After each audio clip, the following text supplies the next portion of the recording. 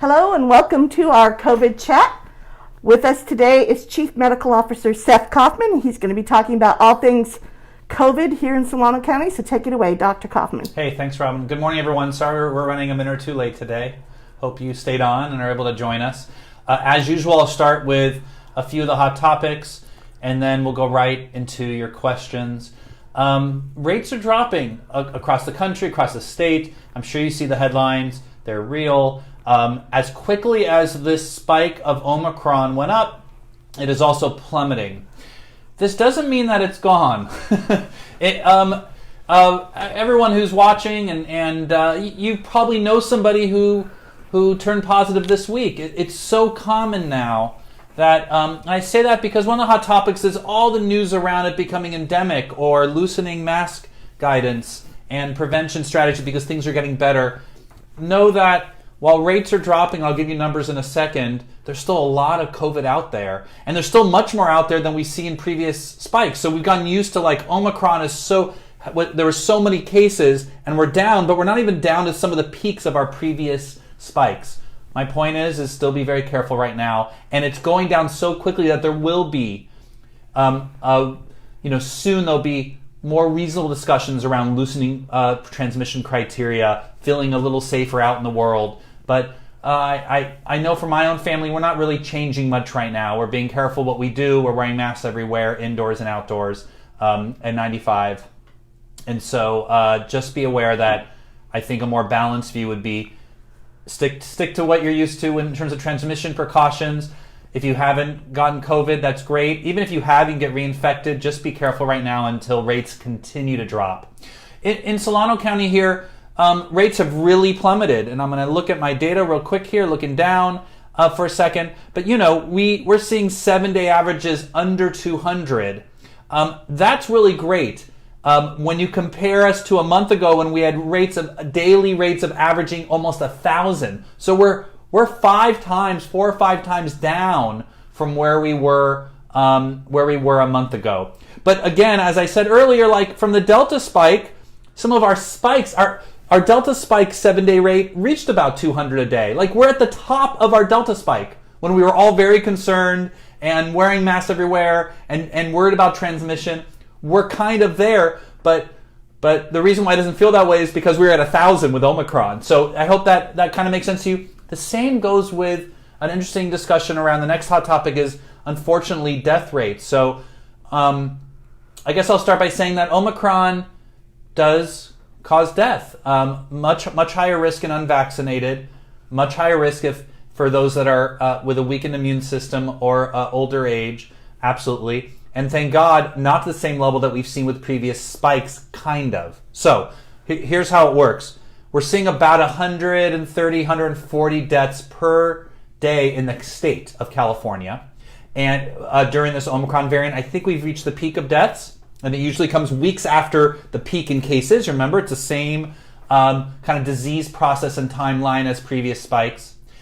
That is about the same level of death that we saw with Delta. So Delta causes more severe disease, but because Omicron is there's so much more illness, so many more people got Omicron than Delta, that actually it's the same number of deaths for both those spikes. So that's unfortunate, right? So in some ways we're glad there's a lower death rate for COVID with Omicron, but just know that it's the same number of people that are dying every day during Omicron as was with Delta. So that's really unfortunate.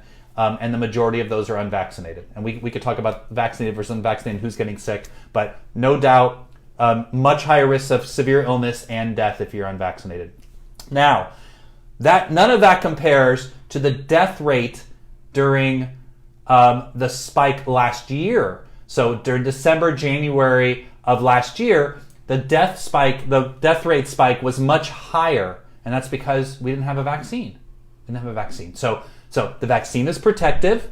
Omicron causes so many more people to be ill that we're actually seeing about the same number of deaths as we did with the Delta spike, which caused less people to have it, but what caused more severe disease. So I hope that makes sense. The other hot topic for this week is that I think we're very close to having a vaccine approved for those that are 5 years and younger.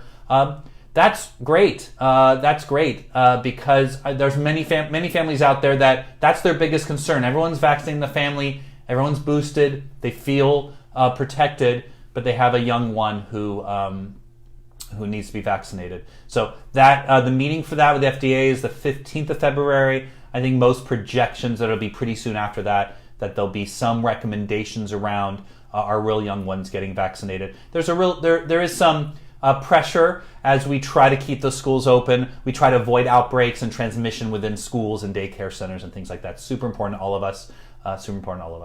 One last update is really booster and the importance of getting a booster. There's continues to be data showing that a booster, and probably there'll be continue to be recommendations for ongoing boosters, whether it's every year, every other year, something like that, and maybe not, but I think it'll happen. But right now, the importance of getting that booster to protect yourself against Omicron is really important. The CDC just updated their recommendations for those that are immunocompromised, and there's a whole definition of that that's too long for this discussion, that the recommendation is to get a fourth shot. So a second booster, so you get your primary series, you get your booster, and now the recommendation is 3 months after your third shot to get a fourth booster. If you're hearing that for the first time or you have questions about it, reach out to your primary care doctor. They'll guide you. That's because more and more data shows that those who are immunocompromised aren't mounting a robust response. That's always a concern with vaccines. That's not something special to COVID. And that group is also, unfortunately, at risk for getting severe illness. So it makes sense. The vaccine is safe. We should be recommending boosters. Israel's doing fourth boosters for those over 60 years old. And they may have dropped the age by now. I have to be honest with you. I haven't looked at that data in a while. And it'll become more and more common. So get a booster if you're booster eligible. If you're immunocompromised, talk to your primary care doctor about a fourth shot. And we'll go from there. All right, Robin, we have some questions. Well, we have one comment. Peggy's reminding people to still do the good hand washing, even though... Thank you, Peggy. Gosh, you're 100% correct. Let's just remind ourselves of all those transmission precautions. N95 best, especially indoors, outdoors. You know, if you're spacing, so distancing, mask wearing, and hand hygiene, they're as important as ever, and they do work. They work. You know, I think I talked to some people saying, "Oh, Omicron, everyone's going to get it. It's so contagious." We also all have people who've never gotten it, and some of that is luck. A lot of it's luck, and a lot of it is they're really compliant with those transmission precautions. And so it's, you know, in some ways it's a risk. It's up to you in terms of how risky or how you want to do it. My biggest concern from a public health perspective is to slow that spread so we can slow hospitalizations and not expose those that are vulnerable for severe illness from getting COVID. So that's the whole public health thing is let's get that death rate down. We're higher than other countries. We are higher than other countries, and let's not expose grandma, our family members and friends who maybe have cancer, who are immunocompromised, who are susceptible to getting severely ill. Let's not get them sick. Let's just not get them sick. Okay. I went off there. All right, so all the discussion is always about Omicron. And are we seeing any other variants, and is Delta still out there? Oh, that's a good question. So the question is what are the variants we're seeing out there right now? It is still 99+% Omicron, almost no Delta. Could Delta be underneath Omicron? And that comes to a question that I don't have the answer for today, but I think we'll have some more data in the coming month. That's a guess, but a month. Does Omicron does getting Omicron protect you from Delta? So the fact that Omicron is just everywhere, is that going to kind of smother out Delta, which causes more severe illness? I really would love not to see Delta again. And the answer is I don't know. So I don't know if Delta's underneath Omicron. Omicron is so contagious, that's all we're seeing. It outcompetes. It's Darwinian, right? It just outcompetes everything. So we're still seeing a lot of Omicron. On that note, in terms of BA2, the stealth variant, because certain tests don't always turn positive with it, which is why it's called the stealth variant, but it still turns positive. It just doesn't look like Omicron when it turns positive for some tests. The question is how is that out there? We're still seeing very little in California. So, and it's thought to be just a little bit more transmissible. That's the new Omicron variant. So I don't know if it'll turn out to be something or not. At this stage, it's being monitored very closely by CDPH. That's where my information comes from for this. And we're not seeing a lot of BA2, the Omicron variant, the new Omicron variant. Everything is Omicron otherwise, and we're not really seeing a lot of other variants at all.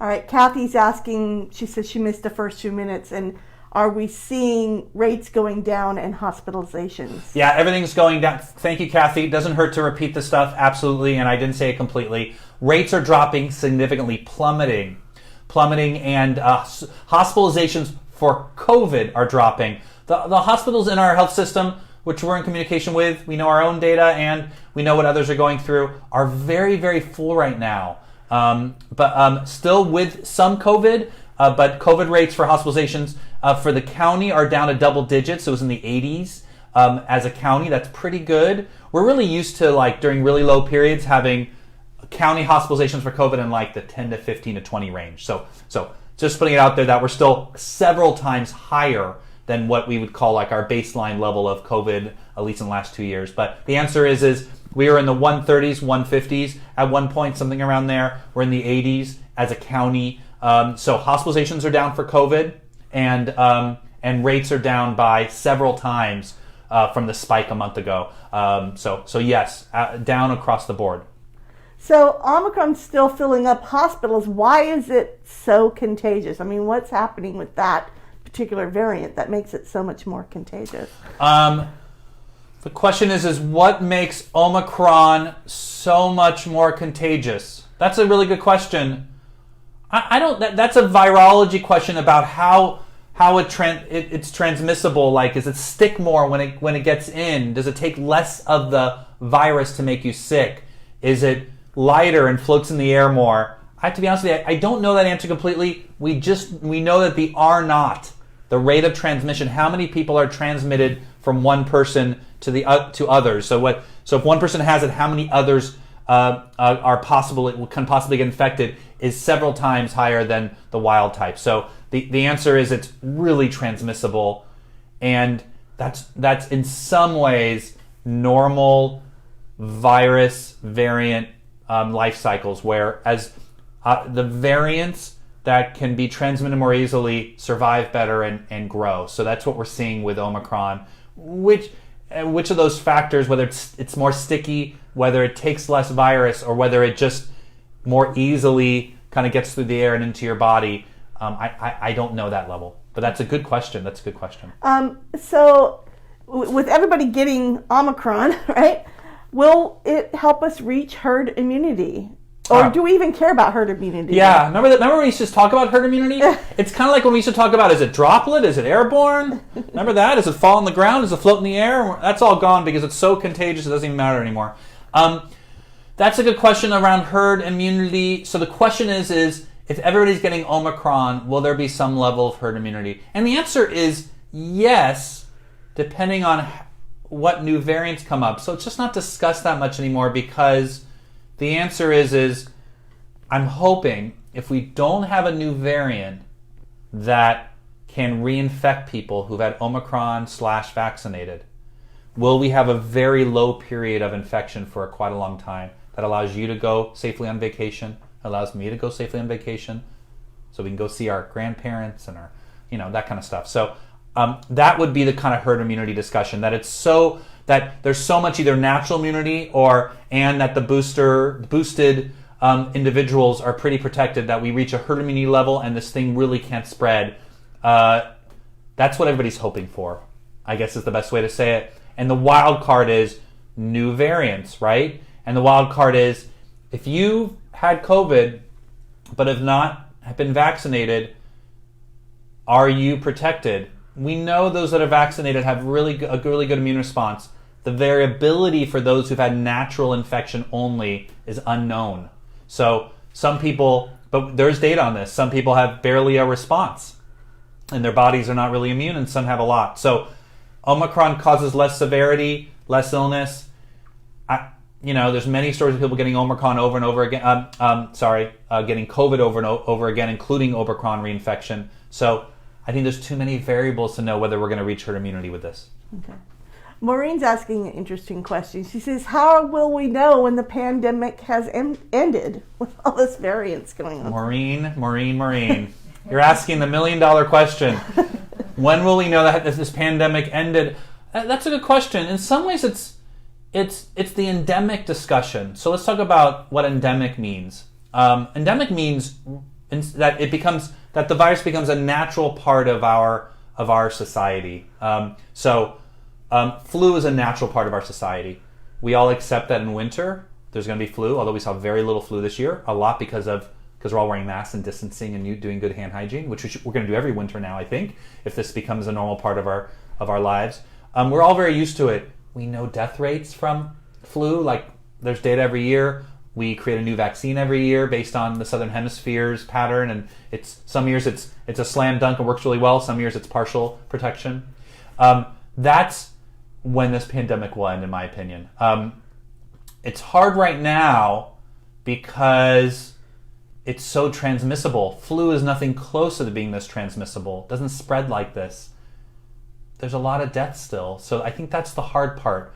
But I think that's where everybody's effort is right now. If we do have a prolonged period of time with low rates and there's more predictions on what's next and new variants just don't look as infectious and significant, it'll end. Will there be like some leader in our country, CDC, I don't know, somebody, Fauci, Biden, I don't know, says it has ended today? I don't think that'll happen. I think there'll be more of organic, like we loosen mask wearing, we don't see a spike in cases, kids get to stop wearing masks at school, like it'll slowly become a natural part of our society.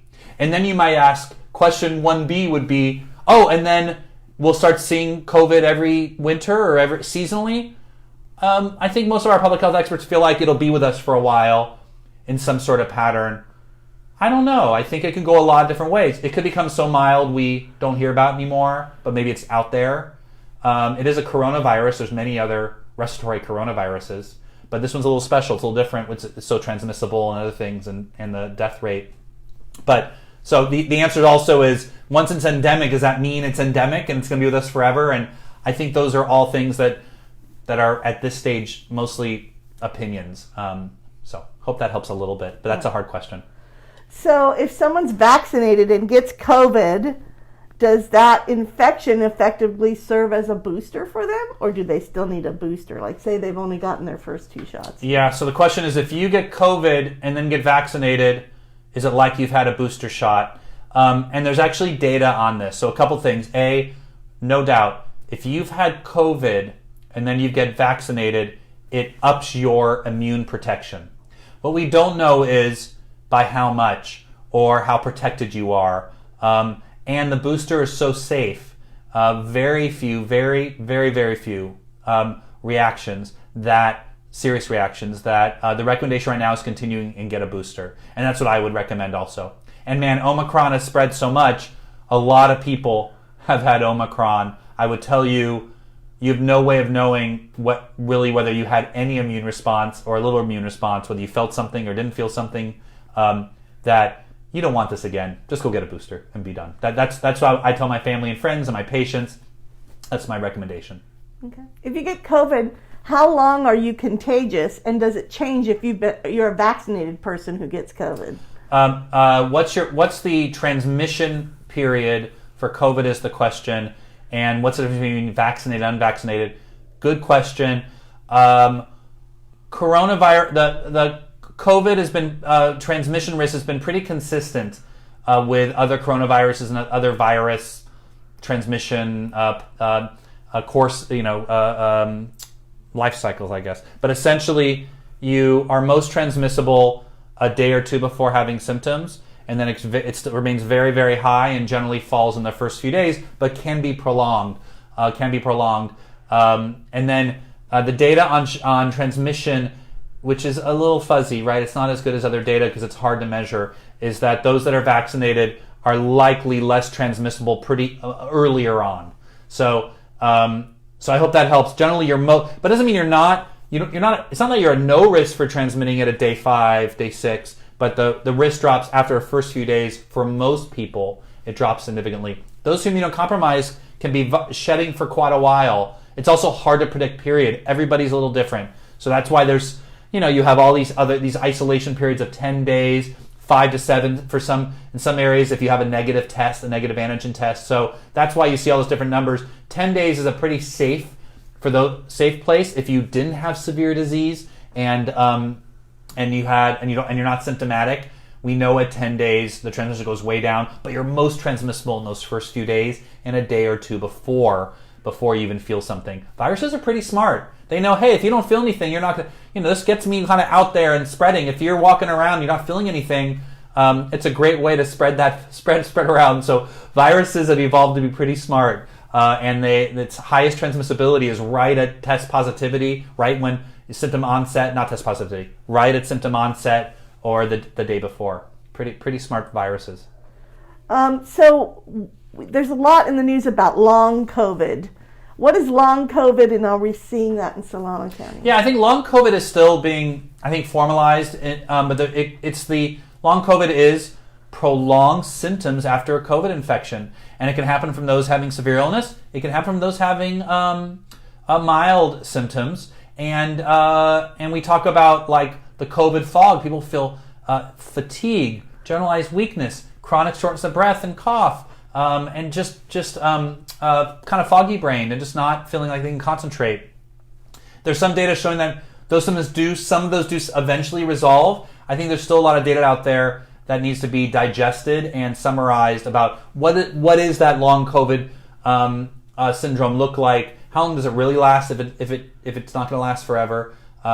We definitely have seen less taste and smell issues with Omicron. Generally, that's not part of the long COVID syndrome, but I think there's still a lot of different definitions out there to some degree. Although there's official definitions, and it's prolonged symptoms, and a lot of people have it.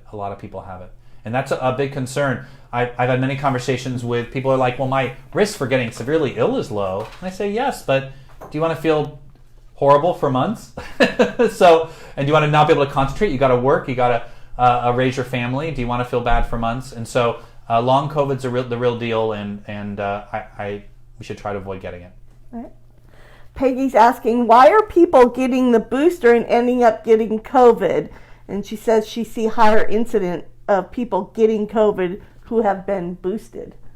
Peggy, good question. So if I get boosted, can I still get COVID? Oh, sure. All of it is a percentage of protection. And Omicron evades some vaccine protection. It's not as good.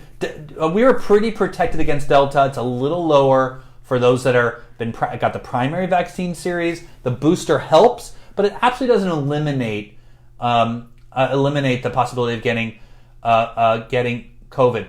The one reason you're seeing people who are getting boosted get COVID is because so many people are boosted. So you have to start there. If you have a population like San Francisco, to be honest, and other places that are almost 100% vaccinated, every case of COVID will be a vaccinated person, right? So, and they're still going to see COVID.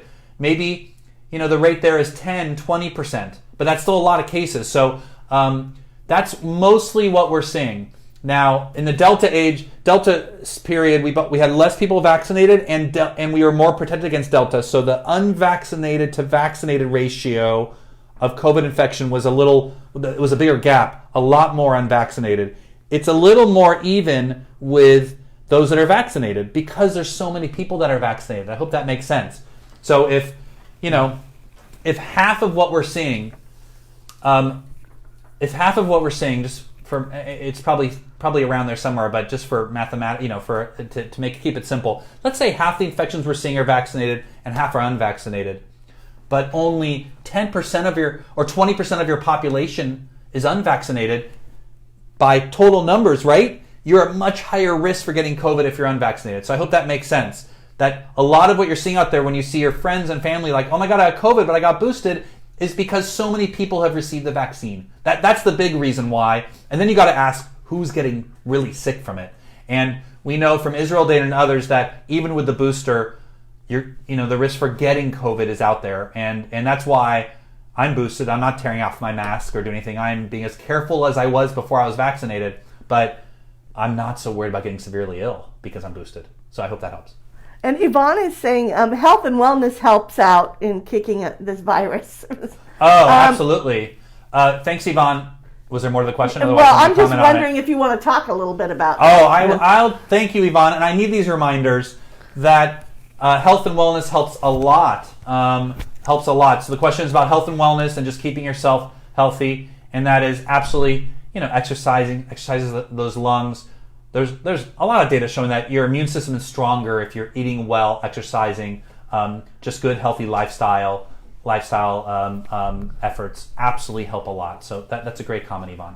And Kathy's saying if someone has two vaccines, and then gets the COVID before they're boosted, how long should they wait before they get boosted? These are good questions. And it reminds me how much I loved those 5th grade word problems back in the day where the train was coming in one direction and then another thing. I liked that stuff. I was 5th grade. I'm not sure how much I liked any of that. But I remember as an adult now, I remember kind of enjoying the challenge. So the question is this. You've received 2 vaccines, then you got COVID. Now, Dr. Kaufman, when do I get boosted? And the answer is that CDC says, and I'll tell you my opinion, CDC says when you're out of isolation and well, go get the booster. And I do agree with that. You're pretty protected, maybe. That's the whole thing, is we don't know how protected you are from getting the infection.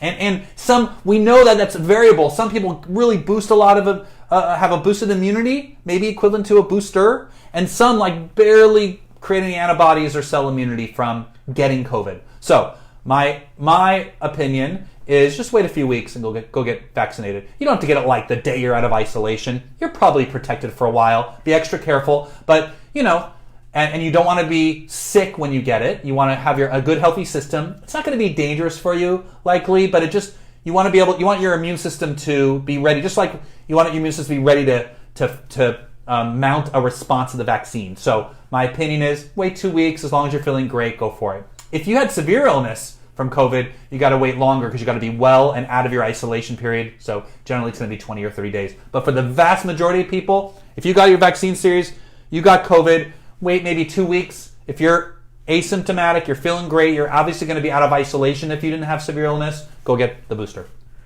All right, well, we're almost out of time. But I would like you to talk about how safe the hospitals are and how not to put off coming to the hospital if you need help. Oh, sure. So that's so the question is, this last question is how safe are the hospitals? How safe are the clinics? I'm adding that myself. Our COVID rates are dropping in the hospital, but the amount of patients we're seeing who need acute care and to be hospitalized in our ICU is high. And it is high this time of year period, but usually it's because of flu and a few other things. And we're not seeing that much of anything else. So I can't help but to think that part of it is that that our community and every community across the world is deferring some regular care.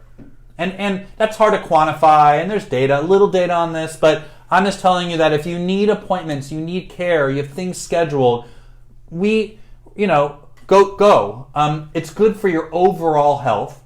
Everyone's going to be wearing masks. Everyone's going to be careful.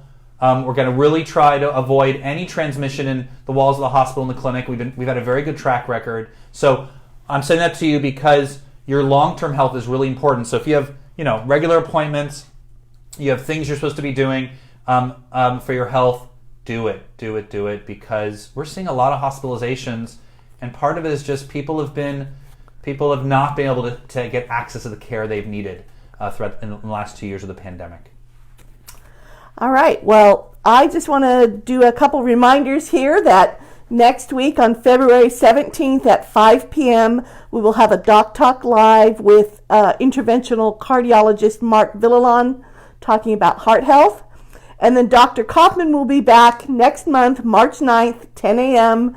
for his next COVID chat. I will be here. Heart health is a good topic. Going back to our comments of just staying healthy. So you never need the hospital for care. You don't want that if you don't need it. So stay healthy out there. Be well, and I'll see you next time. Thank you so much. All right. Thank you, Dr. Kaufman.